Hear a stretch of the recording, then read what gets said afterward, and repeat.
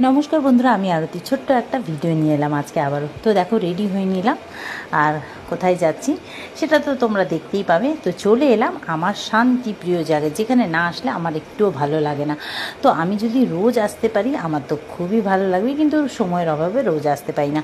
আর এই মন্দিরে আসলে কি হয় না, সব ঠাকুরের একসাথে পুজো হয়ে যায়, মানে শিব ঠাকুরের, মা কালীর, বজরংবলীর আর বড় ঠাকুরের।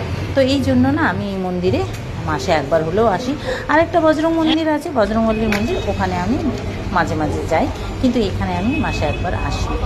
তো যাই হোক, আমার খুব ভালো লাগে মঙ্গলবার দিন মানে পুজো দিতে গেলে না আমার খুব শান্তি লাগে।